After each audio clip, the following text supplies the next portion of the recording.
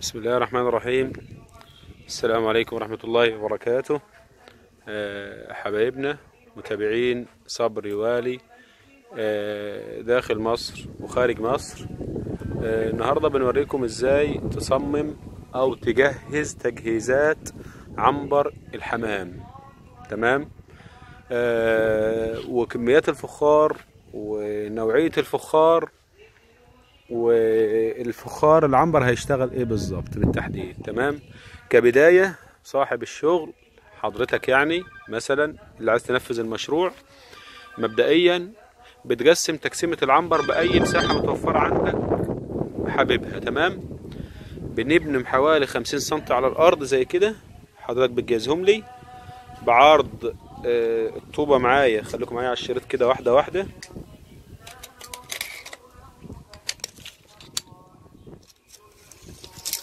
عرض الجدار عشان ياخد الطوبة معاك اهو حوالي 42 سنتي، ده عرض جدار، بحيث لما تيجي تاخد الفخارة، امسك كده الشريط عد، امسك كده الشريط، بحيث لما تيجي تاخد طبعا فخارة اللحم يا جماعة، العنبر ده هيكون لاحم فرنساوي، بحيث لما تيجي تاخد الفخارة يبقى الفخارة واخدة وضعها على الجدار بالمنظر دوت. تمام. مستريحة. طبعا ده هتاخد طبقة لياسة من بره، لازم تبقى سايب 2-3 سم من الخارج. تمام. تاخد طبقة لياسة من بره، والفخارة تبقى يدوب على ايه؟ على جد اهو اول الجدار من بره. تمام. طبعا يا جماعة يخصك زي انا ما اتكلمت قبل كده في العنابر، في الفخار اهم شيء كرش الفخار اللي هيقعد فيه الحمام وهيسكن فيه الحمام. لان الناس بتيجي تكلمني تقول لي اهم شيء انا عاوز 25 اهو، انا اكتر من 25 اهو، انا اكتر من 25 ماشي اهو الشبر اهو. يقول لك واحد اهم شيء ال 25، انا عندي اهو اكتر من 25 اهو، بيطلع وينزل اهو ماشي. اهم شيء يا جماعه ده فتحه واسعه اهي ماشي، اكتر من 25. بس انا بنتكلم في ايه؟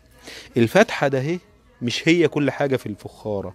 لما تيجي تدور تهتم اكتر بكرش الفخاره، لان كرش الفخاره الحمامه مش هتقعد في الفتحه الواسعه بتاعتك، الحمامه هتقعد في الخارج من جوه، في الداخل من جوه. تمام. ما يجيش واحد يقول لي الفتحه ومش الفتحه، اهم شيء داخل الفخاره بتاعك يكون كويس. تمام. زائد انت بيبقى وبرضه انا ضربت المثال ده لناس كتير، قلت له انت عندك بيبقى باب الشقه، عندك باب الشقه بتاعك بيبقى كام؟ بيبقى طوله متر عرضه متر في 2 متر ارتفاع. هو انت بتقعد في باب الشقة ده نظام مدخل بس، انما انت بتدخل من الباب تعيش جوه. وانزيدك بقى انا من الشعر بيت ماشي. اصلا الحمامة لما بتبقى الفتحة دي واسعة علشان اولادها ما يقعوش، هي بتسد من نفسها كده اهو بروث الحمام، والناس اللي عندها ابراج عارفة كويس بتسد كده اهو ماشي. رغم ان الفخاره بتبقى مرتفعه عشان ما يجيش واحد يعلق يقول لك الحمامه بتسد عشان مبنيه غلط، لا، الفخاره بتبقى واخده الميل بتاعها لورا زي ما انتم شايفين كده اهو، في الشغل بتبقى واخده الميل بتاعها لورا، وبتيجي بتسد كمان كده عشان لما اولادها يهجموا عليها وقت الاكل تمام ما يقعوش. فطبعا الفتحه زياده عن اللزوم، انا بنقول لك ما تدورش عليها، دور على الكرش بتاع الفخاره اللي ورا ماشي.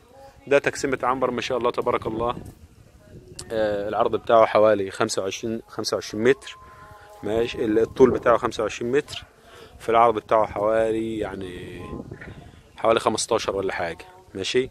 بإذن الله هياخد معانا 5000 فخارة بإذن الله. هيشكل العنبر هنا مقسوم نصين، نص بلدي ونص فرنساوي لاحم أو أي نوعية حمام. طبعا السقف بتاعه يا جماعة برضو معمول بطريقة حلوة خالص. طبعا نكمل، حضرتك بتعمل العمدان تمام، وبتعمل ايه اللي تحت، وده عمدان بالطوبة يا جماعة بس محرة ناعمة علشان مفيش حاجة يعرف تمشي عليها، أي زواحف تمشي عليها. وهنا ده فخارة الحمام اللي هو البلدي. تمام. ده فخارة الحمام البلدي معانا.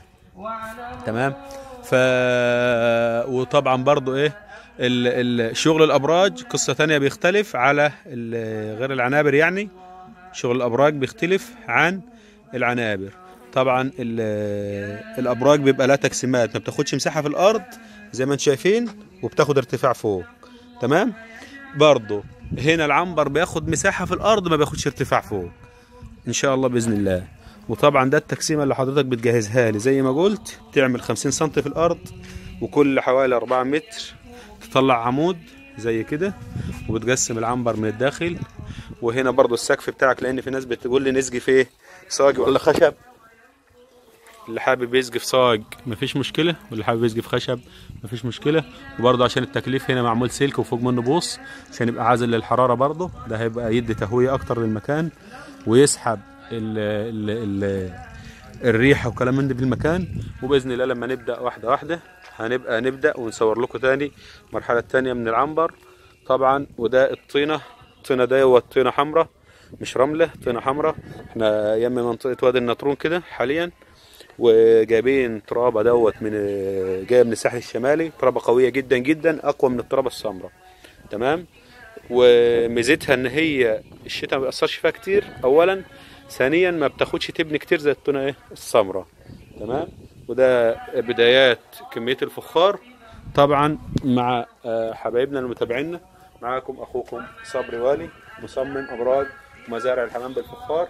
رقم التليفون 01000-739-728. ده تقسيمة العنبر ازاي تقسمها لوحدك وانا مش موجود، او بتكلمني على التليفون بنفهمك التقسيمة بتبقى ازاي. تمام. فربنا يبارك ان شاء الله. ده اول مرحله، وبرضه هنصور لكم اثناء الشغل باذن الله. وتابعونا، اشتراك على القناه بتاعتنا على اليوتيوب، جزاكم الله خيرا، بحيث اي حاجه ننزلها جديد تشوفها معانا باذن الله. وربنا هي الامر خير ان شاء الله باذن الله. هنصور لكم تاني، وبرضه مع الحمام ثالث ورابع لحد الاكتمال ان شاء الله. ما تنسوش جزاكم الله خيرا تعملوا اشتراك على القناه بتاعتنا على اليوتيوب عشان تشوفوا كل جديد. وبرضه ان شاء الله مع العلاجات برضه هنقولها لكم باذن الله مع وقت نزول الحمام يعني، وازاي تحصنوا وتحصنوا ايه بالظبط. اهم تحصين لايه للحمام قبل تنزيله باذن الله نبقى نعرفكم بيه. جزاكم الله خير.